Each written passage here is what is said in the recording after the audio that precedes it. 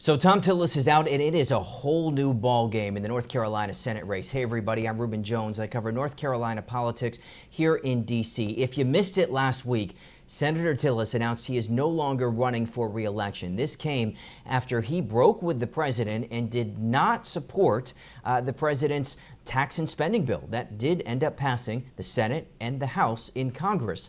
Look, this is significant not only for the election, but also in Congress, because Tillis has gotten a reputation in recent years of working across party lines to get bipartisan legislation passed.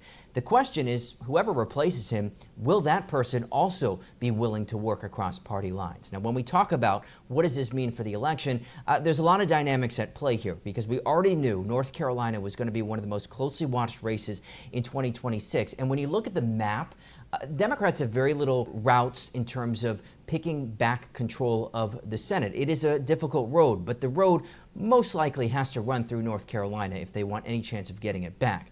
So, who could potentially get in the Republican side here first on the primary, given that it is wide open now? The biggest wild card is President Donald Trump's daughter-in-law, Lara Trump. She flirted with the idea, or at least people flirted with her flirting with the idea a couple of years ago, but nothing ever came of it. She's obviously telegenic. She's obviously somebody who's well connected.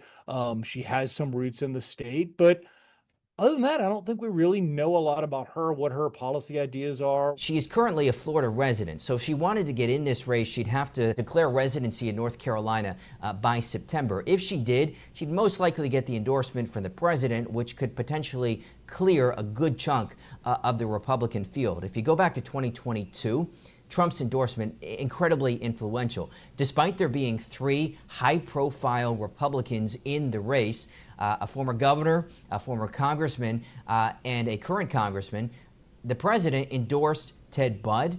And once he got that endorsement, that pretty much sealed up the nomination for Ted Budd. So if Lara Trump gets in this and Trump endorses her, pretty good chance she would have a good route at getting this nomination. I don't think any of the other prominent folks are going to want to potentially sacrifice a U.S. congressional seat or, position with the Republican National Committee to run. Now, if she does not get in this primary, then things get really interesting. So if you look at the current makeup of the House members, the Republicans from North Carolina, there's a number to watch here. But look, Congressman Richard Hudson has said he is not interested.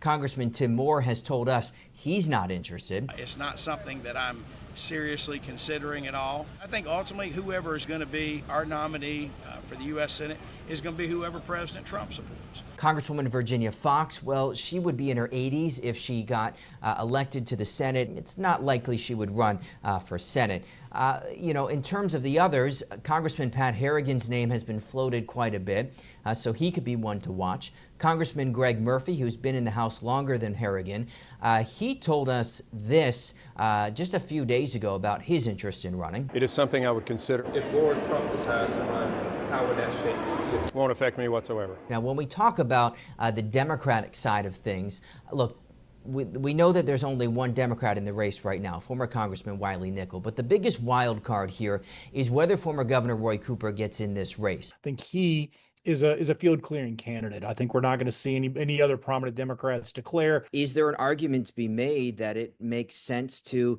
get a lot of Democrats in the field and have a contested primary?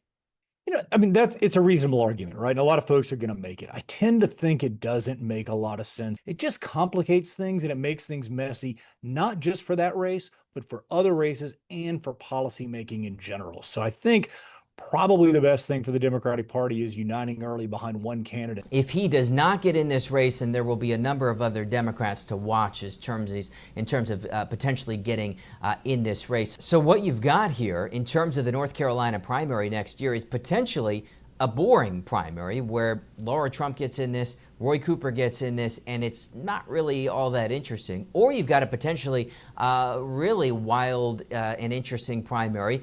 If neither of them get in this race, you've got a lot of candidates potentially emerging in this field. So it was already going to be interesting. Tillis getting out really makes it even more interesting. Do you think Tillis leaving the race makes it easier for Democrats to win?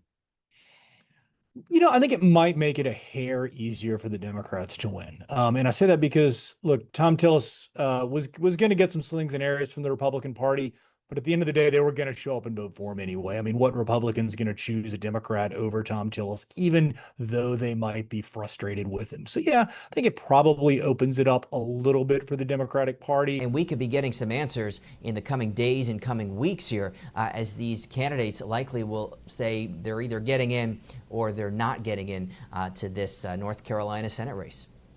Thank you for watching our YouTube channel. Let Spectrum News be your resource for balanced, in-depth political coverage, and click the subscribe button right here. You can also download our app or watch us on TV to learn more about the candidates, where they stand on the issues, and more. We'll see you then.